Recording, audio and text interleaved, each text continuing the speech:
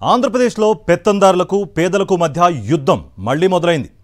5 ఏళ్ల పాటు ప్రజారంజక పాలన చేసిన వైఎస్ జగన్ మరోసారి అధికారంలోకి వచ్చేందుకు సిద్ధమవుతున్నారు. అదే సమయంలో రెండోసారి కూడా ఓటమి తప్పదని అర్థమైపోయిన యెల్లో గ్యాంగ్ పొత్తుల కోసం నానా గడ్డి గరుస్తోంది.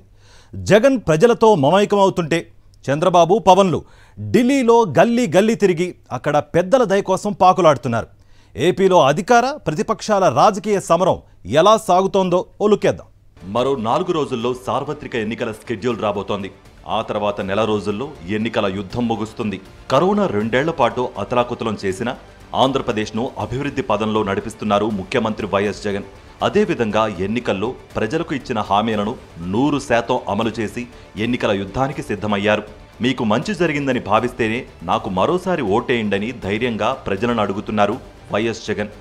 మీ కుటుంబానికి మంచి జరిగిందని నమ్మితేనే ఓటేయండని దేశంలో ఇంత ధైర్యంగా ప్రజల్ని ఓటు అడుగుతున్న ముఖ్యమంత్రి మరొకరు లేరని నిస్సందేహంగా చెప్పవచ్చు. ప్రజలకు 650 హామీలిచ్చి అధికారంలోకి వచ్చాక మొత్తం ఎన్నికల మేనిఫెస్టోని పార్టీ వెబ్సైట్ నుంచి తొలగించిన తెలుగుదేశం పార్టీ చరిత్రను మనం చూశాం. కనీసం 10% హామీలను కూడా అమలు చేయకుండా మరోసారి ప్రజల్ని మోసం చేయడానికి గుంపు కట్టి వస్తున్న నారా చంద్రబాబు నాయుడిని చూస్తూనే ఉన్నాం. ఎన్నికల్లో పోటీ చేసే అభ్యర్థులను ఖరారు చేసి వారిని ఎన్నికల ప్రచారంలోకి దించి రాష్ట్రంలో 4 ప్రాంతాల్లో సిద్ధం పేరుతో వైఎస్ఆర్ కాంగ్రెస్ పార్టీ ఏపీ చరిత్రలో కని విని ఎరుగని రీతిలో సభలను నిర్వహించింది. ఉమ్మడి ఆంధ్రప్రదేశ్ రాష్ట్రంలోనే 40 రోజుల వ్యవధిలో 4 ప్రాంతాల్లో ఇంత భారీ ఎత్తున బహిరంగ సభలు నిర్వహించిన చరిత్ర మరే పార్టీకి లేదు. జనవరి 27న విశాఖ జిల్లాలోని సముద్ర తీరాన భీమిలిలో నిర్వహించిన సభకు జనసంద్రం కదిలివచ్చింది. భీమిలి సభకు హాజరైన జనం వైఎస్ జగన్ ప్రసంగానికి ప్రజల నుంచి వచ్చిన అపూర్వ స్పందనతో యెల్లో గ్యాంగ్ గుండె జారిపోయింది. అప్పటి వరకు టీడీపీ, జనసేన కలిసి పోటీ చేస్తే అధికారం కోసం ప్రయత్నించవచ్చునని భావించిన చంద్రబాబు, పవన్లకు వైఎస్ జగన్ను ఓడించడం తమ వల్ల కాదని అర్థమైపోయింది. అందుకే ఢిల్లీ స్థాయిలో ఎలాగైనా పొత్తులు పెట్టుకోవాల్సిందేనని నిర్ణయించుకున్నారు. ఇక గోదావరి జిల్లాల పరిధిలో దెందులూరులో జరిగిన సభతో చంద్రబాబు, పవన్ కళ్యాణ్లకు భవిష్యత్తు కళ్లకు కట్టినట్లయింది. హడావిడిగా టీడీపీ, జనసేన మధ్య సీట్ల సర్దుబాటు కుదిరిందని బిల్డప్ ఇస్తూ తొలి జాబితా ప్రకటించారు. ఇందులో జనసేనకు 24 సీట్లు ఇస్తున్నట్లుగా చంద్రబాబు ప్రకటించారు. తనకు తన పుత్రుడికి సీట్లు కేటాయించుకున్న చంద్రబాబు దత్తపుత్రుడికి మాత్రం ఎక్కడ పోటీ చేయాలో చెప్పలేదు. దీంతో తెల్ల కాగితం మీద నాదెండ్ల మనోహర్ రాసిచ్చిన 5 పేర్లు చదివి తమ పార్టీ కూడా పోటీ చేస్తున్నట్లుగా పవన్ చెప్పుకున్నారు. కానీ అటు చంద్రబాబు గాని, ఇటు పవన్ కానీ లేదా లోకేష్ గాని ఎవరు ఎక్కడ సభలు నిర్వహించినా జనస్పందన కనిపించడం లేదు. బీసీ జైహో అంటూ లోకేష్ పోటీ చేస్తున్న మంగళగిరిలో టీడీపీ, జనసేన సంయుక్తంగా నిర్వహించిన సభ కూడా తేలిపోయింది. కాడి కుర్చీలకు ఉపన్యాసాలివ్వడం చంద్రబాబుకు అలవాటైపోయింది. వైఎస్ఆర్ కాంగ్రెస్ సిద్ధం సభలతో పోల్చుకుని పచ్చ బ్యాచ్ కుళ్ళి ఏడుస్తోంది. రాయలసీమ చరిత్రలోనే కనీ విని ఎరుగని రీతిలో అనంతపురం జిల్లా రాప్తాడులో జరిగిన సిద్ధం సభ చూసిన చంద్రబాబు, ఆయన దత్తపుత్రుడు, సొంత పుత్రుడికి గుండెల్లో రైళ్లు పరిగెత్తాయి. అనేక నియోజకవర్గాల్లో టీడీపీకి అభ్యర్థులే కనిపించడం లేదు. జనసేనకు కేటాయించిన 24 సీట్లలో ఎవరు పోటీ చేస్తారో పవన్కే తెలియడం లేదు.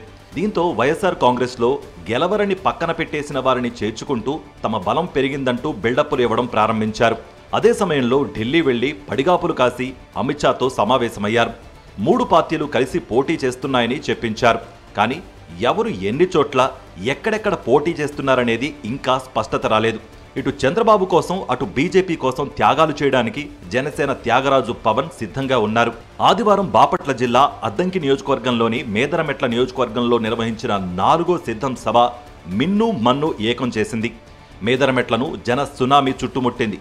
గంటకు పైగా సాగిన ముఖ్యమంత్రి వైఎస్ జగన్ ఉపన్యాసానికి ప్రజల నుంచి అపూర్వ స్పందన వచ్చింది. తాను ప్రజల కోసం పనిచేస్తుంటే, ప్రజలతోనే పొత్తు పెట్టుకుంటుంటే 1/2 డజన్ పార్టీలు పొత్తు పెట్టుకుని తనపై యుద్ధానికి వస్తున్నాయని వైఎస్ జగన్ చెప్పారు. పేదల భవిష్యత్ బాగుండాలంటే చంద్రబాబు ఎట్టి పరిస్థితుల్లోనూ రాకూడదని, జగన్ వస్తేనే పేదల అభివృద్ధి కొనసాగుతుందని ప్రతి ఇంటికి వెళ్లి చెప్పాలని పార్టీ కార్యకర్తలకు పిలుపునిచ్చారు సీఎం జగన్. చంద్రబాబు అనే మాయలోడికి ఓటేస్తే చంద్రముఖిని ఇంట్లోకి తెచ్చుకోవడమే అని ప్రజలకు వివరించమని చెప్పారు. తన పాలనలో జరిగిన మంచి కొనసాగాలంటే మీకు మేలు జరిగింది అనుకుంటేనే ఫ్యాన్కు ఓటు వేయాలని జగన్ ప్రజలకు పిలుపునిచ్చారు. పేదవాడి భవిష్యత్ బాగుండాలన్నదే తన కోరిక అని చెప్పారు.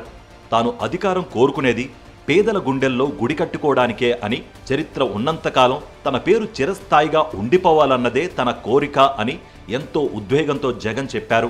హిస్టరీ ఉన్నంతకాలం మీ బిడ్డ పేరు ప్రతి హిస్టరీ బుక్ లో ఉండిపోవాలన్నదే మీ బిడ్డ కోరిక. మీ బిడ్డకు అధికారం ఎందుకు కావాలో తెలుసా? ప్రతి పేదవాడి ముఖంలో చిరునవ్వును చూడడం కోసం.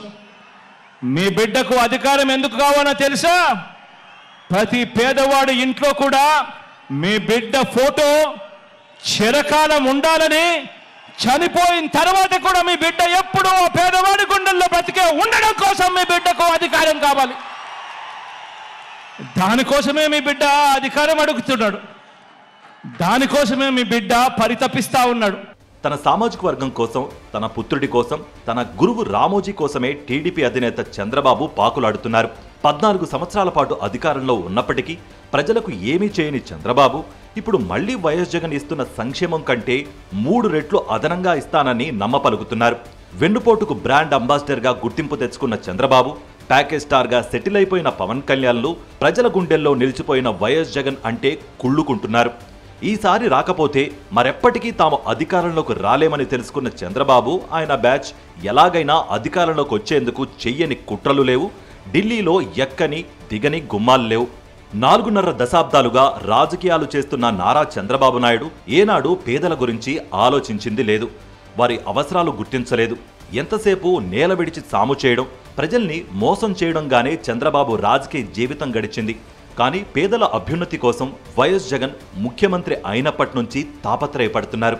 ప్రతి పేదవాడికి విద్య, వైద్యం, గృహవసి ఉచితంగా అందించడానికి ప్రయత్నిస్తున్నారు. చదువు ప్రాథమిక హక్కుగానే కాకుండా నాణ్యమైన విద్య ప్రతి విద్యార్థి హక్కుగా జగన్ గుర్తించారు. ఎంత ఖరీదైన వైద్యమైనా సరే పేదలకు ఉచితంగా అందించేందుకు ఆరోగ్యశ్రీ పథకాన్ని దేశంలో ఎక్కడా లేని విధంగా 25 లక్షలకు పెంచారు. 31 లక్షల మందికి రూపాయి ఖర్చు లేకుండా ఉచితంగా ఇంటి స్థలం ఇచ్చి ఇళ్లు నిర్మిస్తున్నారు. ఇలా పేదల సంక్షేమం కోసం తప్పించే ముఖ్యమంత్రి దేశంలో ఎవరూ కనిపించరు. అందుకే వైఎస్ జగన్ మరోసారి ముఖ్యమంత్రి కావాలని ఆంధ్ర రాష్ట్ర ప్రజలు ఆకాంక్షిస్తున్నారు.